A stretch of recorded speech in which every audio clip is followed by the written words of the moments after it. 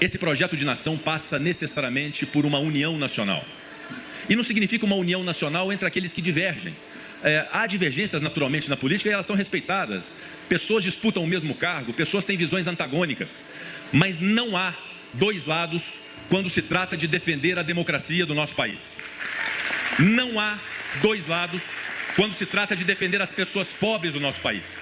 E o presidente Lula, ao ter como causa de vida a defesa das pessoas mais carentes e mais vulneráveis, faz através de realizações. Ao implantar um Bolsa Família que constitui uma renda mínima, aquelas pessoas que precisam ter o mínimo de dignidade.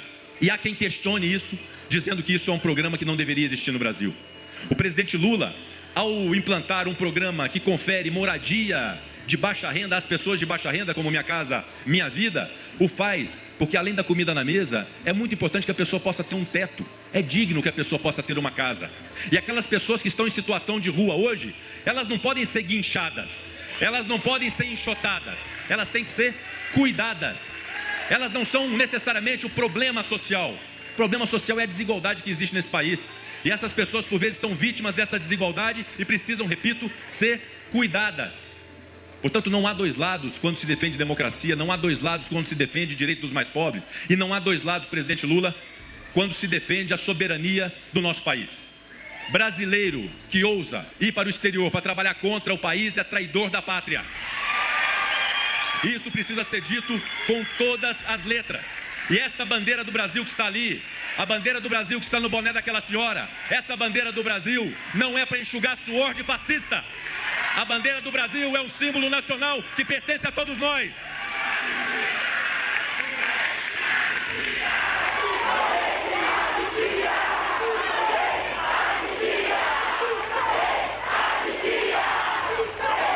Portanto, a defesa das pessoas mais pobres, a defesa da democracia, a defesa da soberania são valores inegociáveis e, repito, não há dois lados, não é polarização. Quem está do lado de lá é antipatriota. Quem está do lado de lá precisa ser enfrentado e não deve fazer parte da política, porque a política da divergência, ela existe, ela é muito bem-vinda, mas não se trata de negociar valores que são inegociáveis para o povo brasileiro. Portanto, eu gostaria de instá-los a essa reflexão de que esses valores precisam ser defendidos, como o nosso Estado precisa ser defendido, e não pode ficar refém do populismo, da demagogia, da lacração da rede social, que não coloca estrada para poder rodar, que não coloca hospital para tratar da saúde, que não coloca escola para tratar da educação do povo mineiro. E nós precisamos resolver um problema grave que nós temos, e a prefeita Marília aqui pontuou muito bem, que é o problema da nossa dívida do Estado.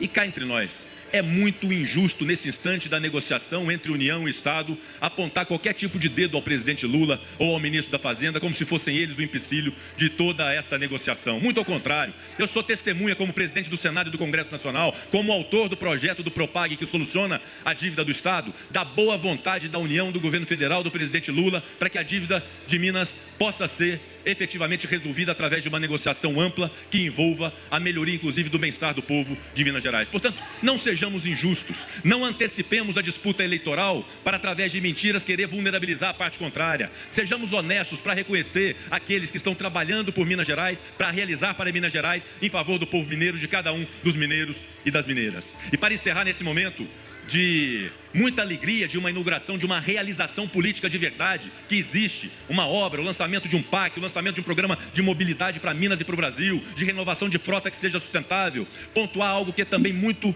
importante nesse momento. O povo brasileiro quer saúde, o povo brasileiro quer uma casa para morar, quer comida na mesa, o povo quer ter uma educação de qualidade. Mas é muito importante que o povo brasileiro tenha segurança pública. Policiais bem valorizados e bem remunerados através de suas carreiras, órgãos de controle que sejam eficientes.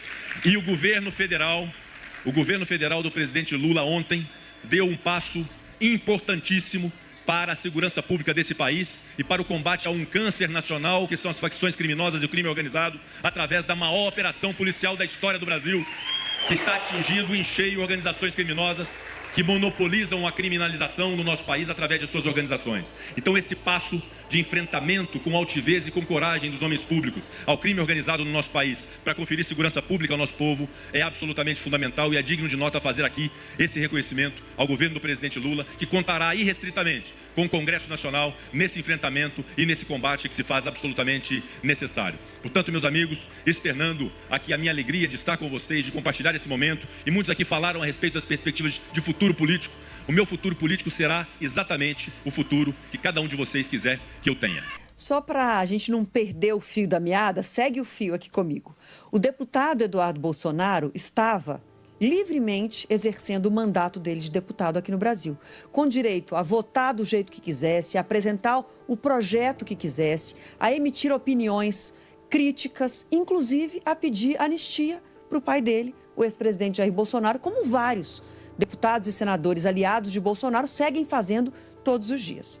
O deputado Eduardo Bolsonaro escolheu ir para os Estados Unidos, pediu uma licença e começou a fazer uma campanha baseada na chantagem, que é buscar sanções contra o Brasil, lei Magnitsky contra integrantes da Suprema Corte, para, nesse modus operandi da chantagem, achar que conseguiria com isso a anistia, o perdão, o fim do julgamento do pai dele. Qual é a pá de terra, a pá de cal que se joga nesse argumento de Eduardo Bolsonaro de que ele não está nos Estados Unidos por vontade própria e sim por uma perseguição política? Flávio Bolsonaro, o irmão dele, eleito como ele, está aqui no Brasil, exercendo livremente o mandato dele como senador, exercendo livremente o direito de opinião e de crítica e de voto e de apresentar projetos no nosso país. Então, isso põe por terra qualquer argumento de Eduardo Bolsonaro de que ele é perseguido. Agora, extorsão, chantagem, isso é crime no nosso Brasil. Tanto que ele foi indiciado e agora vai ter que responder judicialmente por aquilo que ele comemorou. Ele comemorou quando foi divulgado o tarifaço contra o Brasil. Ele pediu, com as palavras dele, na boca dele, pediu Magnitsky contra um juiz da Suprema Corte. E agora ele vai responder por isso. Agora, dizer que ele está lá fora porque ele é perseguido, não é por vontade própria, é zombar dos 740 mil eleitores que votaram em Eduardo Bolsonaro. Flávio Bolsonaro é a prova de que o irmão Eduardo mente. Tem uma coisa que eu aprendi na presidência da República, que o que faz o dinheiro não é o discurso. O que faz a obra não é o discurso. Não adianta a pessoa dizer que precisa de um viaduto, que precisa de uma avenida. Se ela não tiver o projeto, não vai sair nem o viaduto, nem a avenida. E quando você apresenta um projeto, e o projeto é um projeto que tem começo, meio e fim, é um projeto que tem viabilidade, eu digo sempre, com o projeto o dinheiro aparece, sem o projeto o dinheiro desaparece. E a Marília tem a capacidade de apresentar a proposta e a capacidade de transformar em realidade aquilo que era um simples projeto. Por isso, parabéns, companheira Marília, pelo teu trabalho na Prefeitura de Contagem. A segunda coisa, que é preciso um esclarecimento. Eu sei que aqui tem empresário, não sei se eles estão aqui ainda, porque muita gente foi embora também, porque todo mundo tem o que fazer. Essa taxação dos Estados Unidos. Tem muita gente incomodada, tem muita gente falando sem saber o que está falando, mas o governo tem tomado todas as medidas para proteger os nossos empresários exportadores e para proteger os nossos trabalhadores. É por isso que a primeira medida que nós tomamos foi fazer uma reunião e colocar 30 bilhões de reais de crédito para que a gente comece a fazer o primeiro enfrentamento aos possíveis prejuízos que empresas nossas possam ter no exterior. Mas não é só o dinheiro que vai resolver. O que eu tenho dito é que a gente, se não quiser vender para alguém, nós temos que procurar outro alguém. Se alguém não quiser comprar o nosso produto, a gente não tem que ficar chorando o leite derramado. Nós vamos procurar outro comprador para o nosso produto. E é assim que nós temos que fazer. E também nós temos coisa que a gente pode taxar os produtos americanos. Por enquanto, nós estamos com muita tranquilidade. Nós colocamos o meu ministro Alckmin, vice-presidente da República, o ministro Fernando Haddad e o ministro Mauro Vieira para negociar. Acontece, é importante os empresários saberem disso. Não tem ninguém querendo negociar do lado americano. Não tem ninguém. Na semana passada, o secretário de Tesouro americano tinha uma audiência por telefone com o ministro Fernando Haddad às 4 horas da tarde.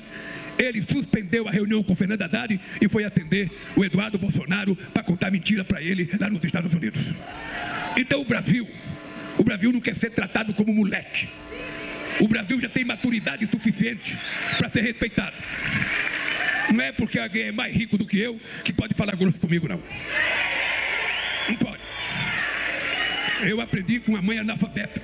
Educação, a gente não aprende na escola, a gente aprende no berço. Se você não foi educado em casa, você dificilmente será uma pessoa educada. Então nós estamos tentando negociar. Temos muita gente à disposição de negociar. Ontem eu ainda disse numa entrevista que quando quiserem negociar, o Lulinha Paz e Amor estará de volta. Porque eu comecei a minha vida negociando. Eu a vida inteira negociei. Eu fazia greve de manhã, negociava de tarde, fazia de tarde, negociava no outro dia. Eu não tenho problema de negociar. O problema é que você não tem interlocutor. Eles querem que a gente pare o processo com o Bolsonaro, que está na Suprema Corte. Olha, não somos nós que estamos processando o ex-presidente. É bobagem que ele fez, que está resultando num processo contra ele, com denúncias e delações do próprio pessoal dele. Não é o Pacheco que está processando ele, não é a Marília, não sou eu. É a tentativa de golpe que ele tentou dar dia 8 de janeiro. É o plano para matar o presidente Lula, para matar o Alckmin e para matar o Alexandre de Moraes. É o caminhão-bomba para explodir o aeroporto de Brasília. São essas coisas que estão em jogo. E a gente não pode aceitar que um deputado federal como o filho dele, que ficava enrolado na bandeira brasileira para dizer que era patriota, agora está enrolado na bandeira americana, denunciando o Brasil, pedindo intervenção dos americanos no Brasil. O Pacheco tem razão. Esse cidadão é para ser, sabe, gravado como o maior traidor da história desse país. Ô gente, Silvério do Reis traiu só Tiradentes. Mas esse cara está traindo o povo brasileiro. Então, os empresários dos trabalhadores, fiquem tranquilos, que nós sabemos o que estamos fazendo e nós damos um boi para não entrar numa briga. Mas, se for necessário, nós damos uma boiada para não sair dessa briga. E, ao mesmo tempo, nós estamos viajando outros países, procurando novos parceiros comerciais. O Alckmin foi ontem para o México, com vários empresários brasileiros e com vários ministros, negociar com o México. Eu vou para a Ásia, eu vou visitar 11 países da Ásia em outubro.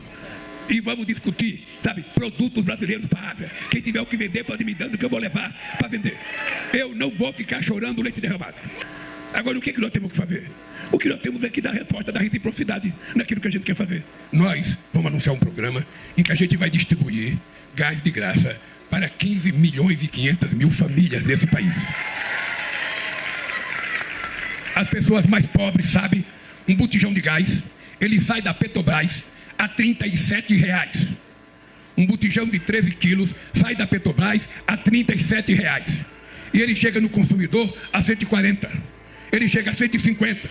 Ou seja, então, nós estamos assumindo a responsabilidade de que uma pessoa não pode gastar 10% do salário mínimo, ou seja, para comprar gás.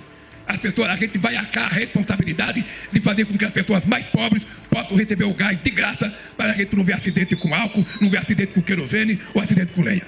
A outra coisa é o luz do povo. Quer inventar, vocês já não estão pagando. Quem consome até 80 kW de energia não está pagando nada. E quem consome até 120 vai ter desconto.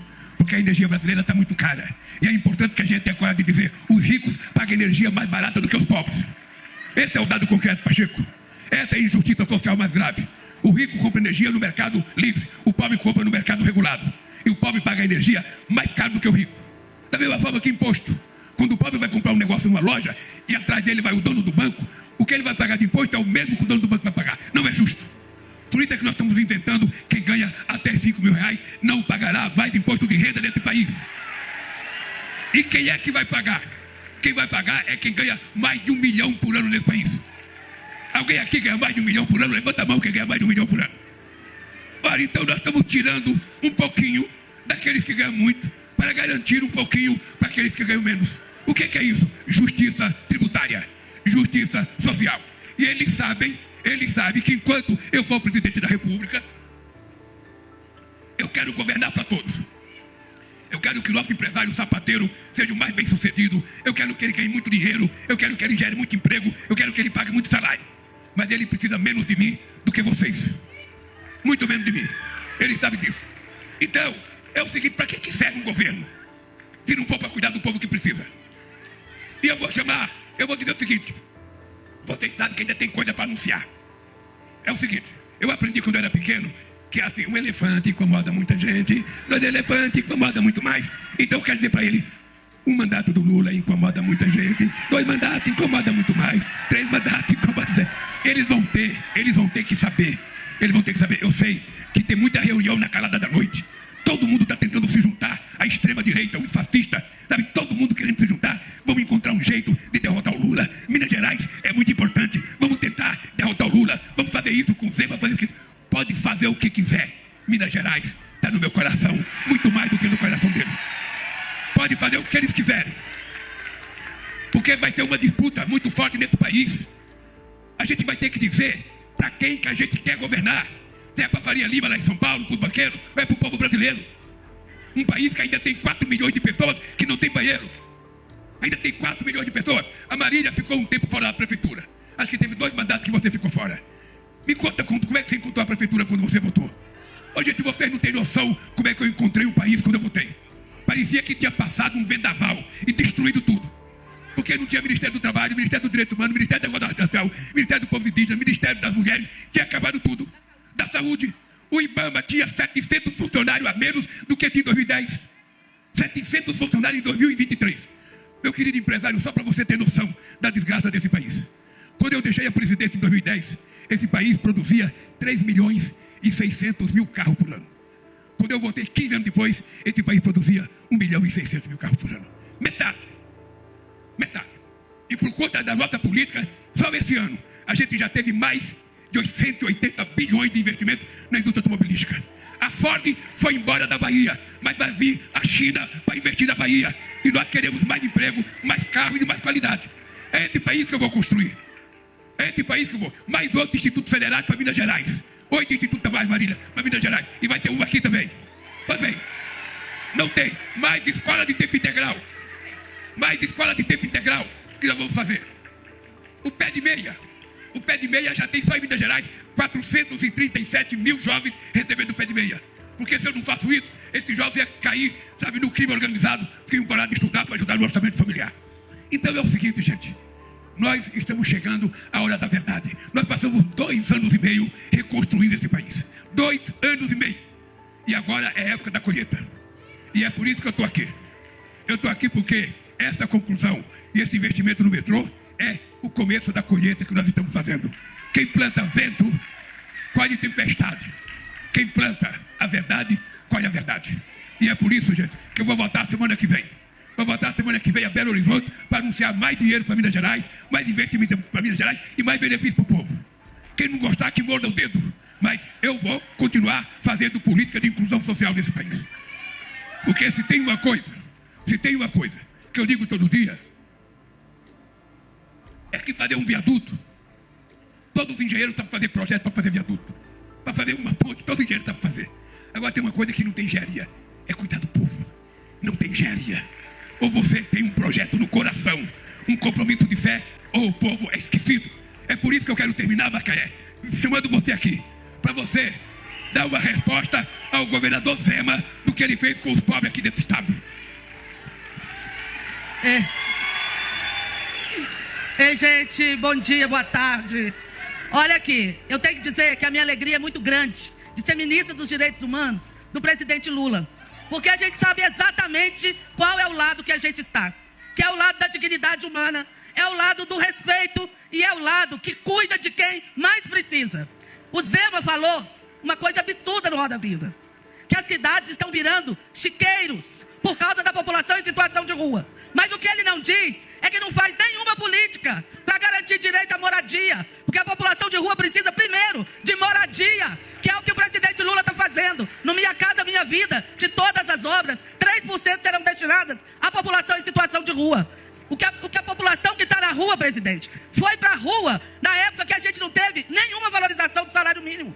E que o desemprego no nosso país tinha crescido. Nós voltamos a valorizar o salário mínimo. Nós voltamos a garantir que muitas pessoas pudessem arcar com a comida na mesa. Porque às vezes não tem comida na mesa, como é que vai pagar um teto para morar? Então nós estamos fazendo uma política, gente, que ela é completa. Porque ela pensa o direito à segurança alimentar, ela pensa o direito à saúde e muita pessoa que está na rua precisa, sim, de cuidados da área de saúde. A gente faz uma política que pensa moradia, que pensa mobilidade, pensa o que é uma família que mora na periferia, que hoje tem que se deslocar nos grandes centros para ter acesso ao mundo do trabalho. O que a gente vê, presidente, em muita cidade grande, é que tem uma população que dorme na rua, porque ela não consegue pagar o transporte público para ir e voltar.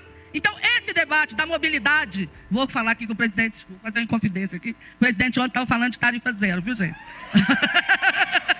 Mas é importante a gente fazer esse debate, porque tudo isso faz com que muitas vezes a gente tenha cenas da cidade de população em situação de rua. Então, a primeira coisa que um gestor tem que ter é lado, que é o lado do cuidado e o lado da dignidade humana, o lado do respeito. E aqui, gente, nesse palanque, eu quero falar, Marília Campos tem lado, todos esses parlamentares aqui, companheiros, companheiras, tem lado, a nossa dirigente nacional do PT, Gleide Andrade, tem lado, e o Pacheco, vem cá, Pacheco, e os colegas ministros aqui, e eu vou dizer, nossa liderança dos Arturos, nós temos lado, Rosimeire que está aqui, nós temos lado, o lado do povo brasileiro, o lado da dignidade, e a gente não tem vergonha disso não, a gente tem muito orgulho de ser quem nós somos. Viva o presidente Lula! E você, o que achou?